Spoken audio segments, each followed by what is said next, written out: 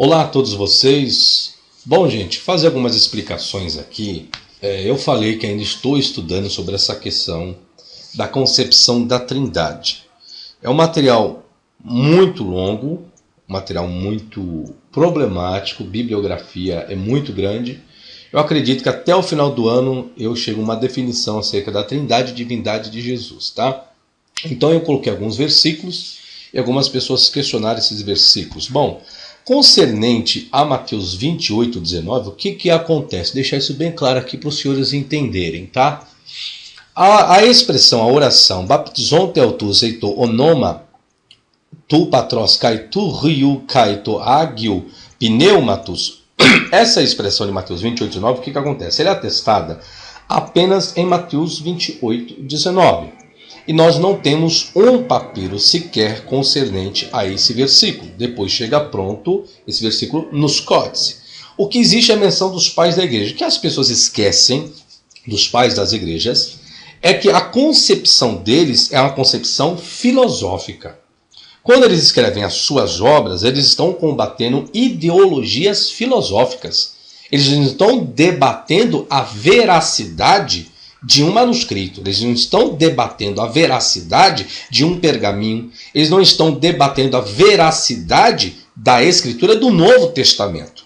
Uma vez que no período desses pais da igreja nós não temos um sequer descoberto arqueologicamente, tá certo? Então, entre esses pais da igreja, o que eu sugiro? Eu sugiro, deve ter na internet, mas eu tenho aqui na minha biblioteca digitalizada, que é o sistema LibreOnix, tá? Um material chamado, talvez vocês até encontrem na internet, chama-se Antinicene, os pais da igreja antes de Niceia, tá? Isso aqui eu tô material muito, volume primeiro eu estou, só que eu vou mostrar aqui minha biblioteca, para vocês saberem como que é. Essa aqui é minha biblioteca digitalizada, ó. Aqui é o volume 1, volume 2, 2, 3, 3, 4, 4. Eu vou só abaixando para vocês verem o tamanho dessa bibliografia. Está aqui, ó. Eu estou abaixando para vocês verem, tá? Qualquer um que eu clicar aqui, eu já estou com o volume 1 aberto, vou abrir aqui o volume 2. Pronto. Eu abro aqui e eu tenho o volume 2. Dentro do volume 2 dessa obra, está aqui, ó, volume 2, tá? E aqui eu tenho, o que tem no volume 2? Pastor de Hermas. Olha só o material de Pastor de Hermas que tem, tá? Tem o Tássio, tem o Teófilo de Antioquia, Clemente de Alexandria. Tá? Então é um material muito longo. Então esse é o volume 2. Eu tenho todos os volumes digitalizados nessa minha biblioteca. Eu tenho mais de 3.000 livros aqui. O que acontece? Deixa eu explicar para os senhores. E por isso que eu aconselho os senhores a comprarem, igual o volume primeiro, é onde estou estudando, tá? Já fiz vídeos sobre Clemente de Roma. Eu fiz o vídeo sobre Policarpo, Inácio, tudo isso aqui eu li, Inácio, Barnabé, Justino Mártire. Agora estou estudando as obras de Irineu. Quando eu estudar todos os pais da igreja, aí eu vou chegar à minha conclusão se realmente eles, quando defenderam, que alguns aqui foram apologistas, defenderam a divindade de Jesus, a Trindade, foi em cima de um manuscrito ou foi em cima de uma refutação ideológica e filosófica contra aquilo que eles chamavam seita na época deles. Aí é onde mora a questão que as pessoas se esquecem. O maior detalhe é esse, tá certo? Então aqui só um aviso, tá? Voltando ao texto em si, olha só o que um pai da igreja, Eusébio, a evidência primária é que não há uma menção tripartida se vê na obra de Eusébio, História Eclesiástica, livro 5, livro 3, tá? Cuja ênfase sobre o cristianismo como uma religião mundial levou a citar vários textos das escrituras e o mesmo citou 16 vezes a seguinte fórmula de Mateus 28, 19. Ou seja, ele citou, né? Não que ele tinha o material em mãos, mas vamos lá. Ele diz o seguinte: Estevão foi apedrejado até a morte. Depois dele, Tiago, lógico, isso aqui nós não vamos encontrar isso aqui em manuscrito, tá? Isso é uma ideologia dele, mas vamos lá. Filho de Zebedeu e irmão de João, foi decapitado, e finalmente Tiago, o primeiro que tinha obtido a sede episcopal em Jerusalém, depois da ascensão de nosso Salvador, morreu na maneira já descrita. Mas o resto dos apóstolos tinham sido expulsos da terra da Judéia, foram a todas as nações para pregar o evangelho, confiando no poder de Cristo, que lhes disse: Aí ele vai fazer a citação. Que ele disse, o que Jesus disse? Aí ele diz assim, ó, olha a citação de Eusébio. Ide e fazei discípulos de todas as nações em meu nome.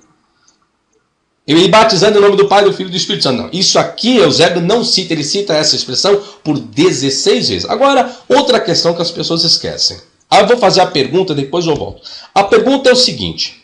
Se Jesus deu a fórmula trinitária, se Jesus deu essa fórmula trinitária, batizeis em nome do Pai, do Filho e do Espírito Santo, por que foi encurtada? Por que encurtou? Depois eu vou fazer uma análise exegética dentro da simetria desse versículo para vocês entenderem a exegese referente a esse versículo, tá? Vou fazer dentro da análise simétrica, tá certo?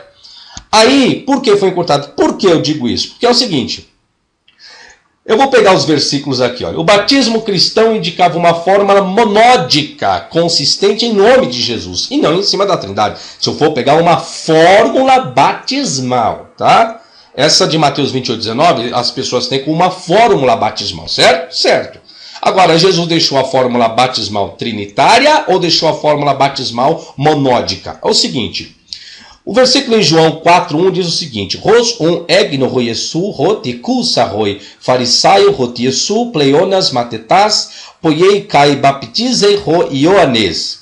Tradução literal, como, portanto, soube o Jesus que ouviram os fariseus que Jesus mais discípulos faz e batiza do que João, aí o versículo 2 de João, capítulo 4, diz o seguinte, Kaitoeg Jesus autus uk e baptizem al oi matetai autu, se bem que Jesus mesmo não batizava, pelo contrário, os discípulos dele. Aí a minha pergunta, quando os discípulos aqui batizavam? Eles batizavam dessa forma trinitária? De qual é a forma? Alguém sabe explicar qual é a forma? Vamos pegar outro versículo, Atos 2:38. Kai baptizeto e castos rimon epito onomati Jesu Cristo, e seja batizado cada um de vós sobre o nome de Jesus Cristo. Cadê a fórmula batismal agora? Não tem. Em nome de Jesus, ok? Vamos lá. Atos 8:16. Bebaptismeno ripercon eisto onomato Kyrio Jesu, tendo sido batizados, substituíam para o nome do Senhor Jesus. Em nome de Jesus. Vamos para Atos 10:48. Prosetaxe de autus ento onomati Jesu Christu baptistenai. Aí tem assim, pôs em ordem, porém, os em nome de Jesus Cristo ser batizados. Eles eram batizados em nome de Jesus Cristo. Aí vamos para Atos 19:5. Acusantes de e baptistesan entos onomato Kyrio Jesu. Tendo ouvido, porém, foram batizados em o nome do Senhor Jesus. Aí, para encerrarmos 1 Coríntios 1:13, Reisto onoma Paulus e baptistete, ou ao nome de Paulo fostes batizados? Ou seja, todos esses versículos traz a fórmula que eu coloquei monódica. Se existe uma fórmula batismal, não é em cima de Pai, Filho e Espírito Santo, em nome de Jesus.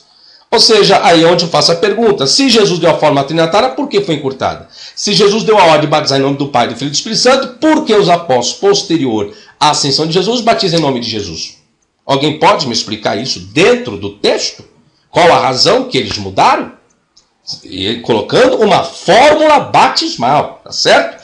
Então, os próprios textos concernentes ao ato do batismo, pós a ascensão de Jesus, não coloca uma fórmula trinitária. Você não vai encontrar um texto sequer no Novo Testamento que faça isso. O ato do batismo não existe. Não existe. Os pais da igreja citaram, volto. É mais fácil você ler o material dos pais da igreja para ver qual é a concepção.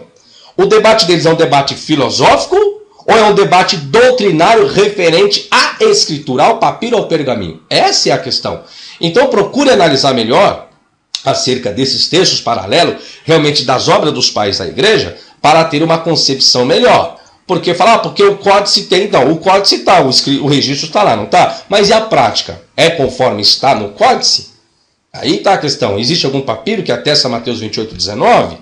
Se não atesta, como que o códice depois veio completo lá em cima do que? A menção dos pais da igreja. Então, menção dos pais da igreja. Essa menção dos pais da igreja, eles citaram isso para honrar a fórmula batismal, em nome da Trindade, ou eles fizeram a concepção de Trindade para defender a sua ideologia filosófica em cima do qual daqueles eles consideravam seita?